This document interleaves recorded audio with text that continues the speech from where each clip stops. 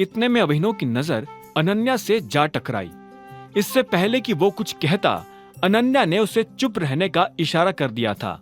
ऐसे में अभिनव ने कहा, हाँ एक्चुअली हम दोनों ही तैयार हो रहे हैं। तैयार हो रहे हो? सुबह हो चुकी है, सूरज सिर पर चढ़ रहा है और तुम दोनों अभी तक कमरे में तैयार हो रहे हो, वाह। उधर से हरदेव ने उन दोनों पर गुस्सा करते हुए कहा। हरदेव पाल सिंह कमरे के अंदर आ गए थे।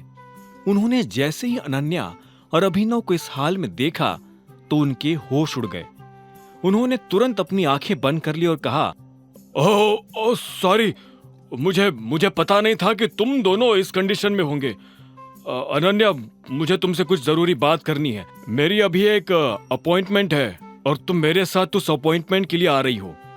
अनन्या ने जैसे ये बात सुनी तो उसने अभिनव को अपने से दूर कर लिया, लेकिन अभिनव का हाथ अभी भी अनन्या की कमर में था। अनन्या ने हरदेव पाल सिंह की तरफ देखते हुए पूछा, अपॉइंटमेंट? किस चीज की अपॉइंटमेंट?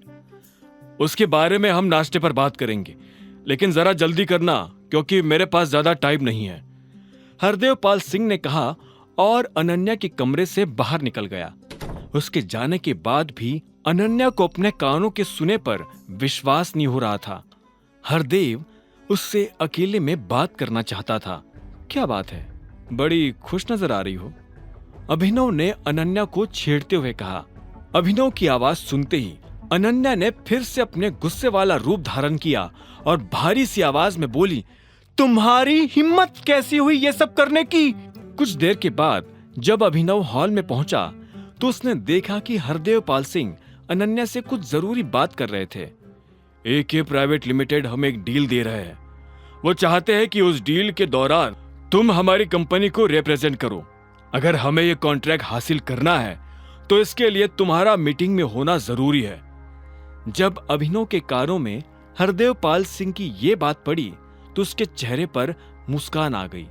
उसने अकरम को जो काम दिया था, अकरम उसे पूरा कर रहा था।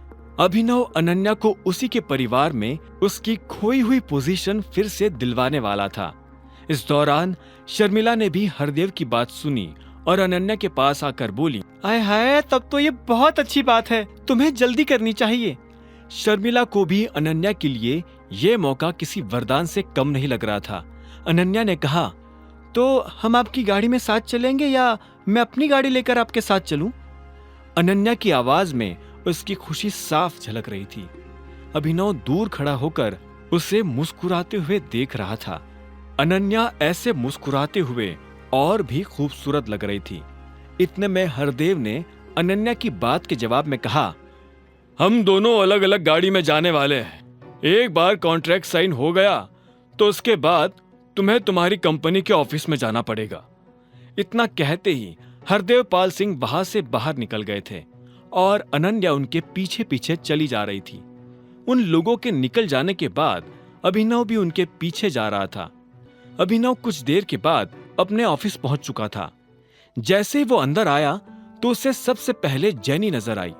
जैनी की नजर जैसे ही अभिनव से मिली तो उसने हिचकिचाहट भरी मुस्कान के साथ कहा, गुड मॉर्निंग अभिनव जी। अभिनव भी उसकी ये बात सुनकर मुस्कुराया और बोला, गुड मॉर्निंग, और फिर वो ऑफिस में दाखिल हो गया। जिस तरह से जैनी ने उससे बात की उसे सुनकर अभिनव समझ गया था कि ऑफिस में उसके बारे में फिर से कुछ गॉसिप शुरू होने वाली थी।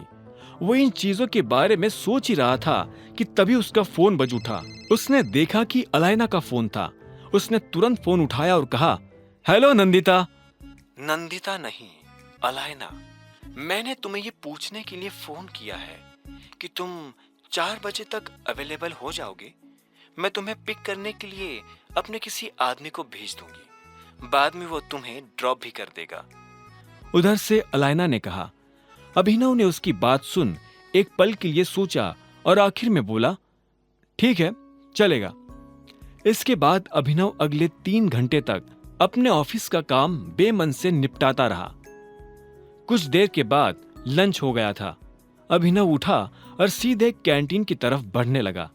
वहां अभिनव के अलावा और भी बहुत सारे लोग लंच करने के लिए आए थे। जैसे ही वहां बैठे लोगों की नजर अभिनव पर पड़ी तो उनके हाथ का निवाला हाथ में ही रह गया। वो सब बस अभिनव को देख रहे थे। अभिनव ने उनमें से एक को भी पलट कर नहीं देखा और अपना लंच लेने के लिए काउंटर पर चला गया। यही है वो आदमी जो आज भी काम पर लेट आया था, और तुम्हें पता है ये ऑफिस में असिस्टेंट की नौकरी करता है। आगे की कहानी जानने के लिए देखें अगला एपिसोड सिर्फ पॉकेट एफएम के YouTube चैनल पर, और द रिटर्न ऑफ टाइगर के सारे एपिसोड्स को सुनने के लिए डिस्क्रिप्शन में दी लिंक से डाउनलोड करें पॉकेट एफएम ऐप।